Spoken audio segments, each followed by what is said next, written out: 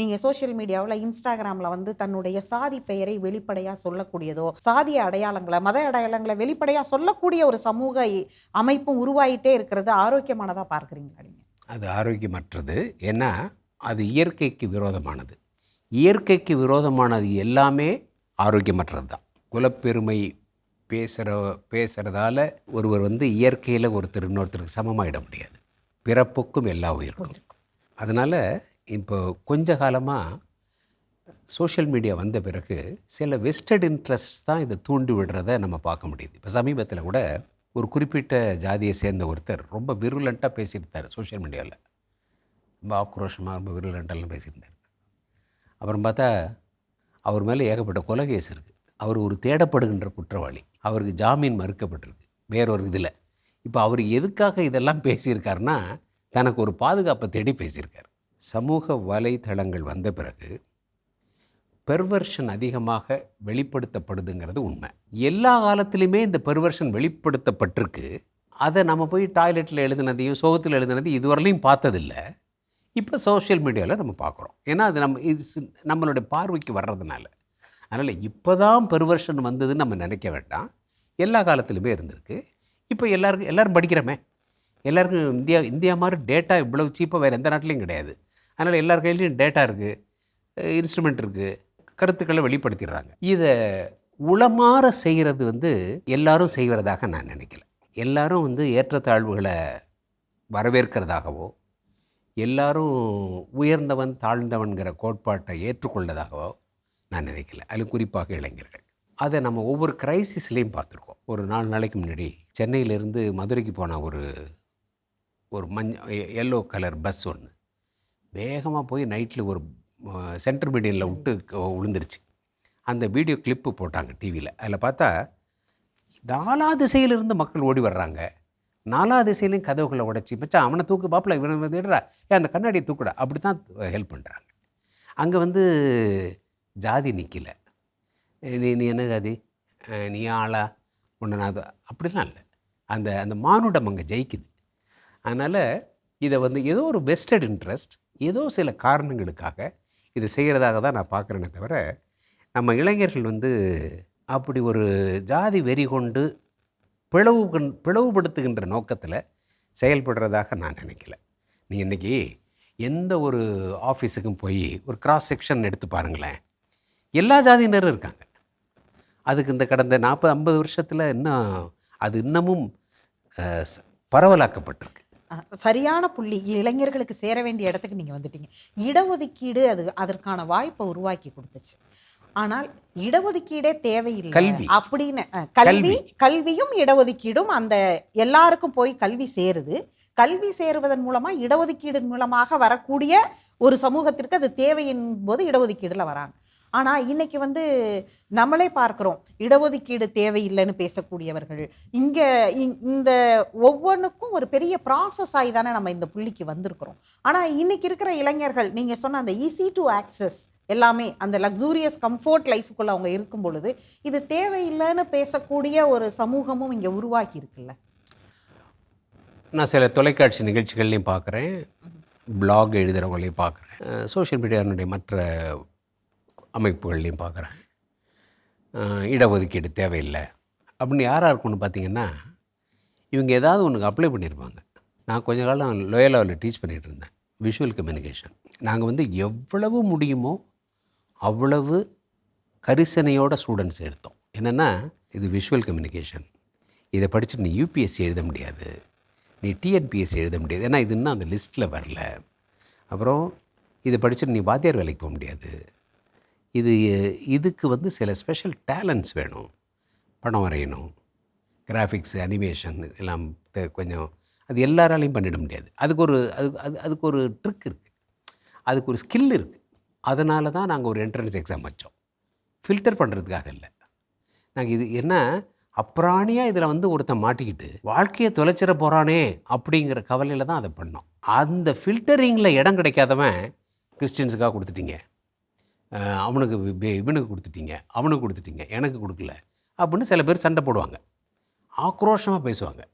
அது மாதிரி இந்த இடஒதுக்கீடு எதிர்த்து பேசுகிறவங்க இந்த மாதிரி ஏதாவது ஒரு வாய்ப்பில் தங்களுக்கு கிடைக்கலங்கிறதுனுடைய வெளிப்பாடாகத்தான் அதை சொல்கிறதா நான் நினைக்கிறேன். நான் என்னுடைய அப்சர்வேஷனில் சொல்கிறேன். அதை நான் கல்லூரியிலேயே பார்த்துருக்குறேன்.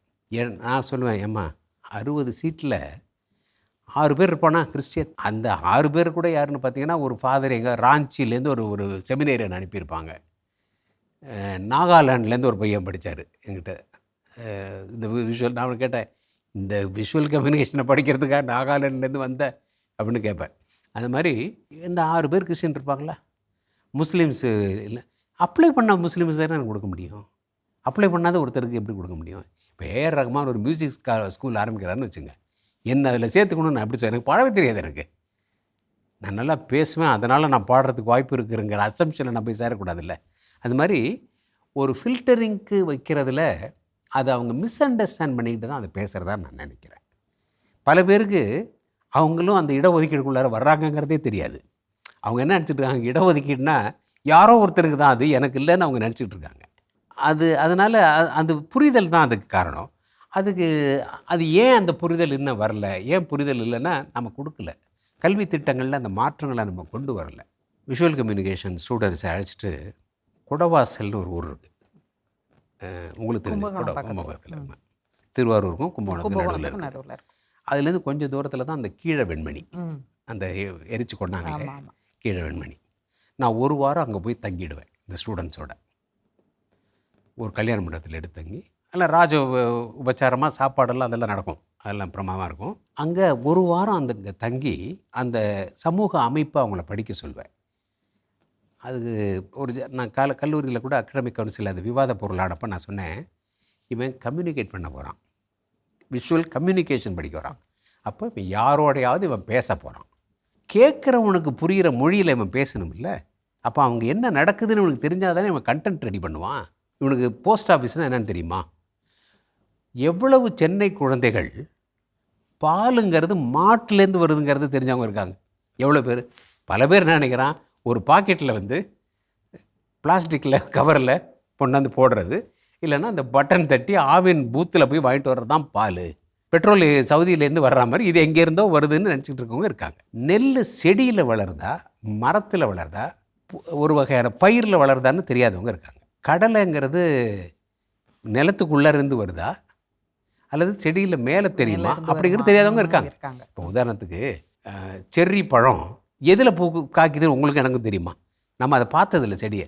இந்த யதார்த்தங்களை தெரிஞ்சவங்க, இந்த சமூக அமைப்பை தெரிஞ்சவங்க, அதையெல்லாம் நான் என்னுடைய மாணவர்களுக்கு அதை நான் சொல்லி கொடுத்த மாதிரி, இதை யாருக்கு இது தெரியணுமோ அவங்களுக்கெல்லாம் அந்த சமூக அமைப்பை சொல்லி கொடுத்துருந்தா இவங்களே வேலியன்ட் சோல்ஜர்ஸாக அந்த இடஒதுக்கீட்டுக்கு பாதுகாவலராக நின்றுருப்பாங்க. அது சொல்லிக் கொடுக்கப்படலைன்னு வச்சுங்க, அனுப்பப்படவில்லை என்றால் யார் அறிவிப்பார், அறிவிக்கவில்லை என்றால் யார் கேட்பார், கேட்கவில்லை என்றால் யார் நம்புவார்? இவன் யாருக்கு பேசுகிறோம்? இடஒதுக்கீடுனா என்ன?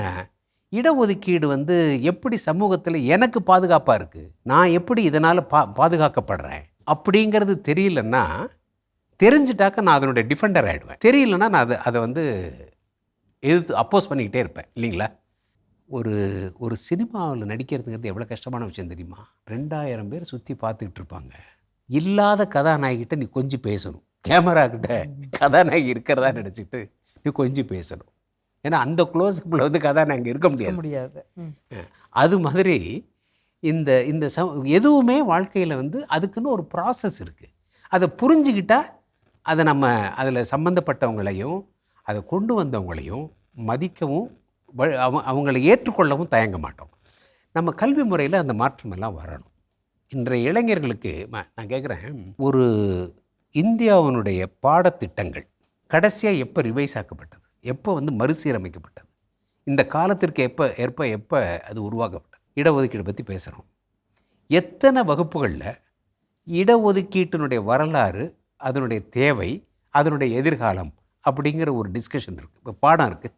ஃபஸ்ட் இயரும் இந்த சோஃபமோர்லேயும் நீங்கள் எல்லாம் படிக்கணும். மேத்ஸ் படிக்கணும், ஃபிசிக்ஸ் படிக்கணும், கெமிஸ்ட்ரி படிக்கணும், ஸ்விம்மிங் படிக்கணும், ஸ்போர்ட்ஸ் படிக்கணும். சனி ஞாயிறு ஆர்ஓடிசின்னு ரிகரஸ் மிலிட்ரி ட்ரைனிங்க்கு போகணும். ஃபஸ்ட் இயரும் செகண்ட் இயர். உங்களுடைய சப்ஜெக்டை தேர்ட் இயரும் ஃபோர்த் இயரும் தான் படிப்பீங்க. கான்ஸ்டிடியூஷன் படிக்கணும், லேண்ட் ரிஃபார்ம் படிக்கணும், இன்கம் டேக்ஸ் படிக்கணும். இதெல்லாம் சப்ஜெக்ட்ஸு. எத்தனை பிகாம் எம்காமால் இன்கம் டேக்ஸ் ரிட்டர்ன்ஸை ஃபைல் பண்ண முடியும்? அந்த ட்ரைனிங் நம்ம எங்கே கொடுத்தோம்?